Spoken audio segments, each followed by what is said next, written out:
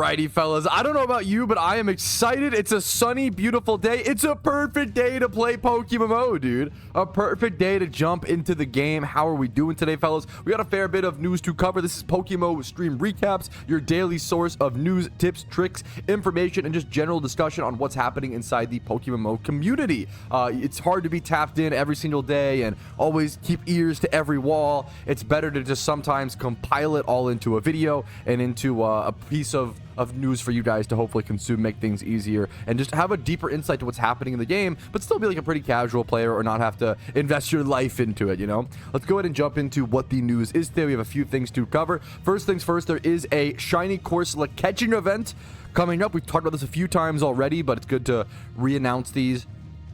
A shiny Corsola catch event coming up. Cerulean City, in Cerulean City, Kanto, 11 a.m. ET tomorrow, aka it'll be a day after this stream recap comes out, unfortunately, I believe. But I've been shouting out this event a ton, so hopefully you guys saw it. It is a shiny Corsola reward. It's pretty sick. We're going to move on. Next up, this is the Great Chew Chase. This is a 24-hour, 1 billion Pokeyen prize pool catch event that I've been shouting out to the great heavens because that's insane. How often do you see a 1 billion Pokeyen total prize pool catch event? It's really, really crazy. It's like a once every 5 years, maybe sort of thing, maybe less, you know? This is from the 14th of June, starting on Saturday morning until Sunday morning, 8 a.m. to 8 a.m. It's only at Route 1 Kanto. You have 24 hours. I've done a full video covering over all the details on this event because it is kind of convoluted. Don't get me wrong. It's like a little convoluted and tough to understand in my opinion. However, the prizes make it worth it. Look at the secret shiny Charizard. Look at the secret shiny 5x31 Scizor, the Chandelure, the Crocodile. We got the Tyranitar, the Dragonite, the Manectric, the Absol, the Houndoom, the Ninetales, and 200 million Pokeyen worth of other prizes that will also be handed out. It's a ridiculous catch event. Be there or be square.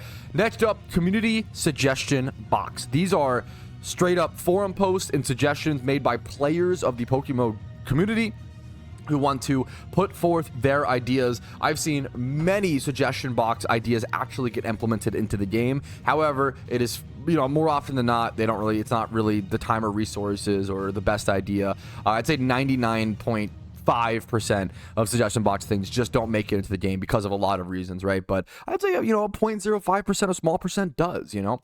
And I've been talking about stuff like this for so long, reworking the guilds, reworking the teams in PokeMMO, adding more benefits to them, adding more reasons to participate in them, etc., etc.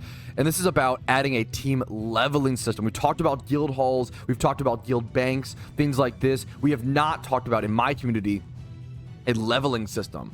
Would it be possible to add levels to the team/guild scale? I'm not talking about individual level players, but a team-wide guild leveling system. Here are some ideas. To level up your guild, some activities you would do: finish a gym, finish a lead, finish the end game of a region, finish a region's Pokedex, finish all Pokedexes, do an event, have a gym or lead rematches, level Pokemon level 100, etc., etc.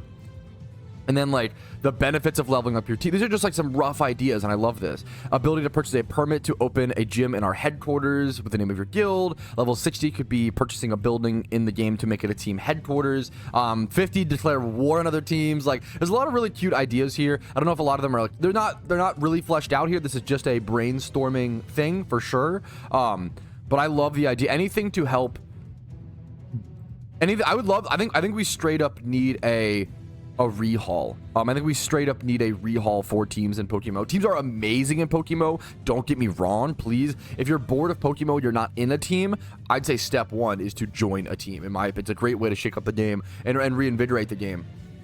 But there's a lot more we could do with teams. A lot of people are very, very dedicated to teams. We should use that and advance on it, right? So that's that option. Next up, shorter Repel option. I've talked about this in the past. A Repel Ocarina, a Repel and a Lore Ocarina is something I'm massively in favor of. Now, those two Ocarinas, in my opinion, shouldn't work like normal Ocarinas where you buy them and then can permanently use them forever, right? The benefit of a Lore and Repel Ocarina, you'd have to charge them with the consumable item. The reason why that's important is it helps the economy. It helps the economy to still force players. You don't want to make it so players just don't have to buy them anymore. That's really bad for sticking out currency.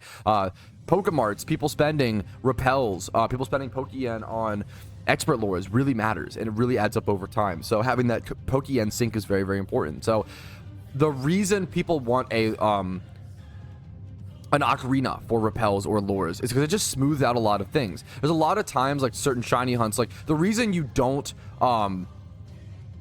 just go back to the PC for like Dratini, for example, if with a repel ocarina, it would actually enable you to do Dratini shiny hunts and Lantern shiny hunts, for example, without having to use Leppa berries. You could just go back to the PC, you'd pop like the perfect 10 steps of repels to get to the water, to the Dratini cave in Johto, for example. And then for Lantern, you could like go through the water in Sutopola's dive down. Like it would enable people to do these shiny hunts, and it's a trade-off. You're able to do them without consuming Leppa berries, but it would be a lot slower. So it's still like a fair trade-off. I'm massively in favor of ocarinas for these two items. Another big one is that there's currently a constant bug right now. If you do a lot of single encounter shunting or fishing shunting, you probably know this. There's a massive bug that whenever you get an encounter on the final step of your lure, it triggers both the encounter and the lure trying to repop. So a message will pop up saying, hey, do you want to repop your lure? It happens constantly if you single encounter. It's really obnoxious. What happens is it'll say on your while you're in the animation of entering the encounter, it'll say, hey, do you want to pop another lure? And even if you click yes, when you get out of that battle and you run back and forth, it won't pop the lure, and you have to manually pop the lure. You have to notice it, and you can't like AFK as much. It's really annoying. As someone who does a bunch of single encounter hunts, it pops up all the fucking time. It is just a bug. It's a glitch. That should not happen. It should either, it's really annoying. So hilariously, lore ocarinas fix that problem without them even having to fix the bug, which is really nice. Yeah, a lot of people in chat said they noticed that a ton. It was a really big deal during Shiny Wars. Like, it really slowed down certain efficiencies, and you could accidentally, when you're hunting for like 14 hours straight, you're exhausted, you could end up hunting off of lore on accident and not realize it, and it sucks, right? It shouldn't be a problem. It's just a bug. But a lore ocarina where you load the lures into it would actually fix that problem, because you wouldn't have that repop message. It would just consume your lore steps until you turned it off. It'd be like a toggle type of effect for lore and Repel Ocarina. So I think that would be amazing. So that's my thought. They kind of discussed this a bit. There is some really good discussion here, to be fair. Like, this guy disagrees with my point, and he provides really good argumentation. He goes into let me go ahead and go down and see. He basically provides some really good, interesting argumentation where like different repels have different positives and negatives, and how it's interesting. And I agree with this. It's interesting to have to like manually choose what repel you want to do. Like, on my Iron Man account, especially when I'm like entering a location, especially on my main account, even I want to really think about, how many steps is this? Like I remember in my brain on the way to like Smeargle Cave, Artisan Cave, right? You don't need a max repel for that. You can just use a baby repel or a super repel. There's certain step counts, but on the way to Meteor Falls, if you don't pop a repel early, you pop a repel when you get to the cave, you can use like one max repel and get to the end of like the Bagon. Like, there are certain like cool things like that of game knowledge, of remembering what repels to use where, which is interesting and cool and rewarding. I think it's a really good argument against it. I don't think it's enough to counter adding Repel Ocarina personally. But I think it's interesting. I also want to talk about this chart for a quick second. He even goes on to admit that he messed this up, and I want to say that I messed this up. What's up, Stoked Eagle? Thanks for the Prime. Good morning, dude. This is one of my bigger mistakes early on in PokeMMO content creation. I want to go ahead and correct it for anyone who I misled. So I apologize. We talk about misinformation all the time here on stream, and sometimes I make a mistake and I add to it. And all you can do when you misinform something is hopefully try to like make it really loud and clear that you messed up, and correct as many people who you may have misled, right? So that's the big thing I'm gonna try to do right now. So I said in like my initial 63 tips video on PokeMMO that super repels were actually cost efficient compared to other repels. I think a lot of people heard that and ran with it and didn't check it, and my math was wrong. My math was wrong, or they changed the cost of, I don't know what happened, but somewhere along the way I was wrong. And I want to show you guys the reason why.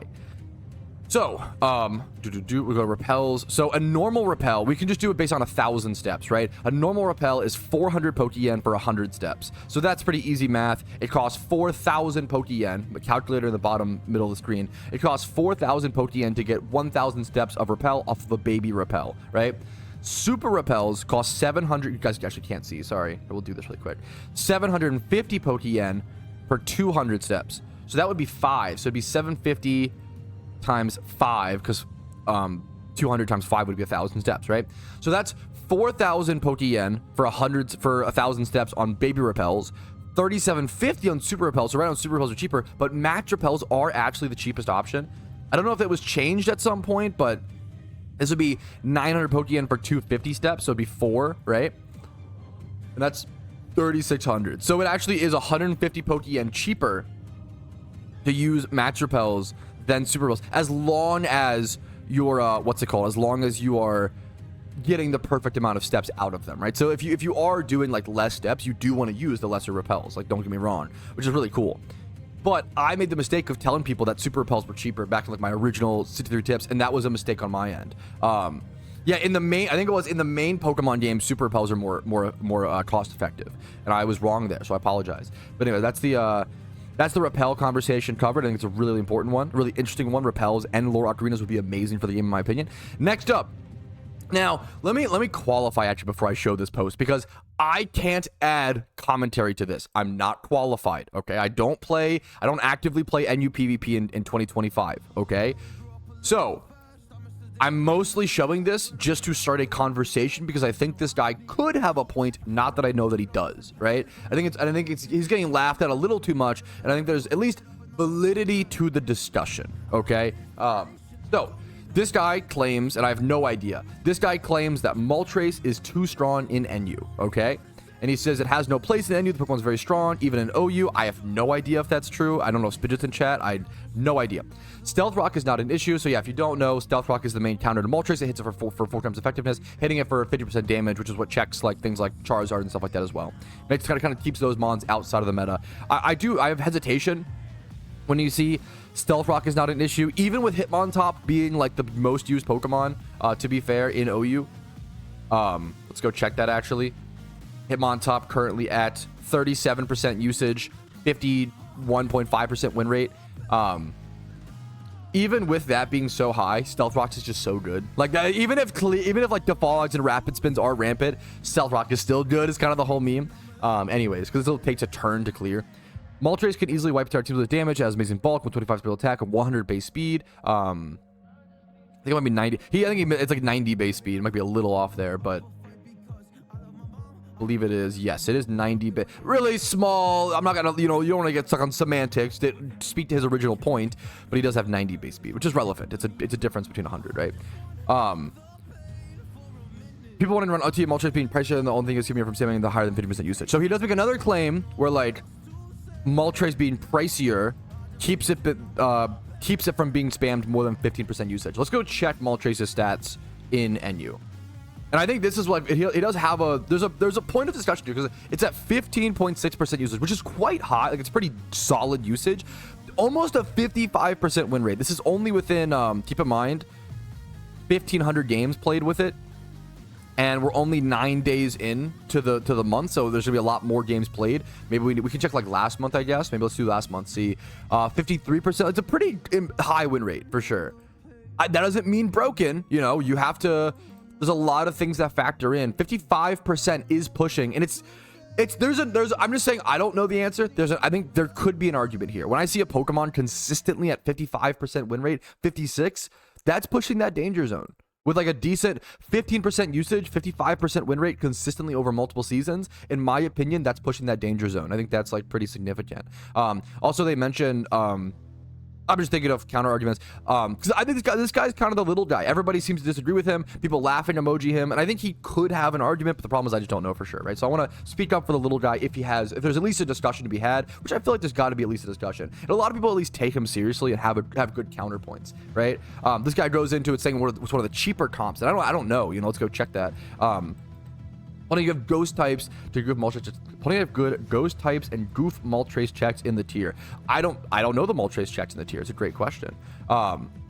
Great point. Let's go ahead and check how much would a competitive Moltres cost.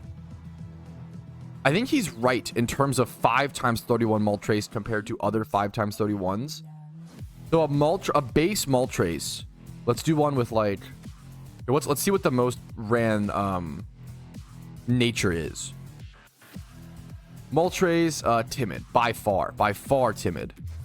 Let's see what a timid Moltres is. That's gonna be higher than, okay, now it's gonna be too expensive. We're gonna look up for any Moltres, right?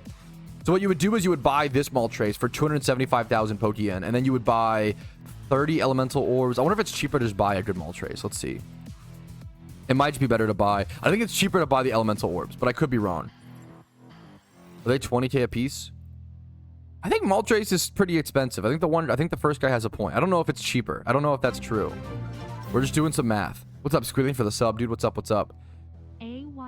So if you bought this one for 275k, the average like 5 times 31 comp with good is usually around like 500k to 1 mil. Pretty big range, but like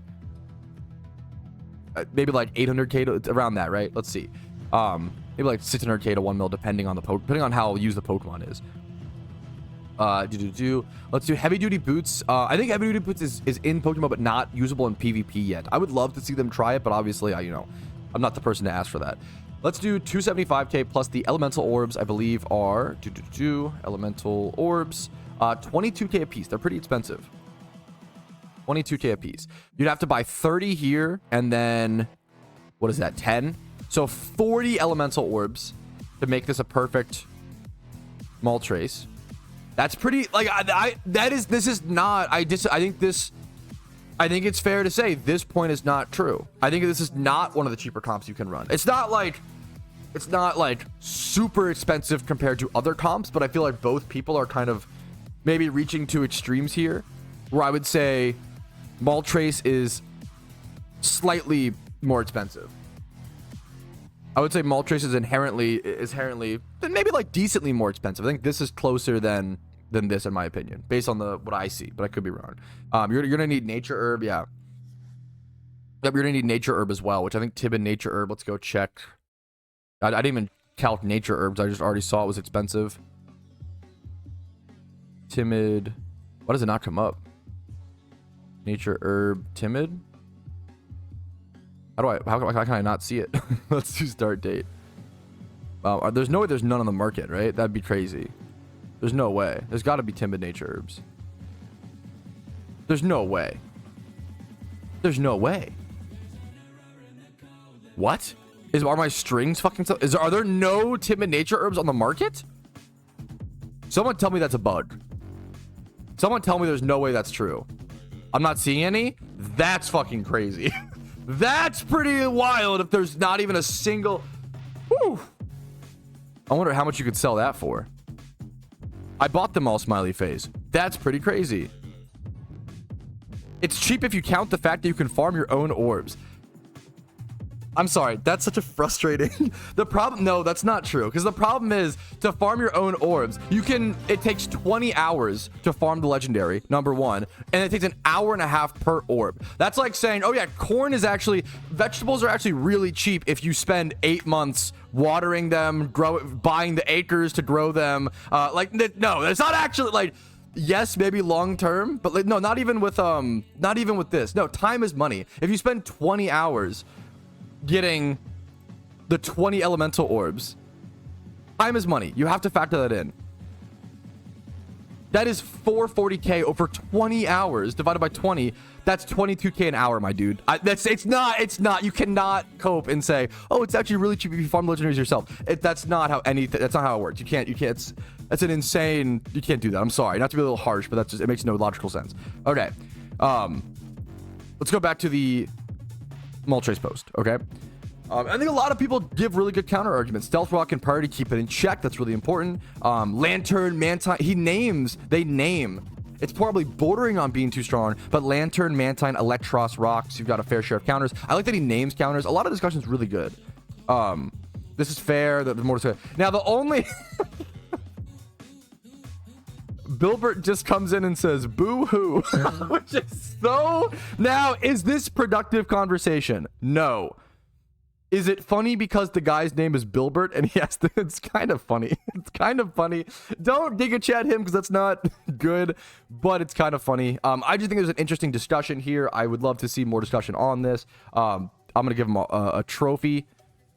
response. I think there's an interesting discussion there based on what I can see as an outsider looking in. That's all I wanted to say. Anyways, that is the long as hell stream recap intro. Let's go ahead and actually get into gaming today and going for some building a Jimmy Run team from scratch.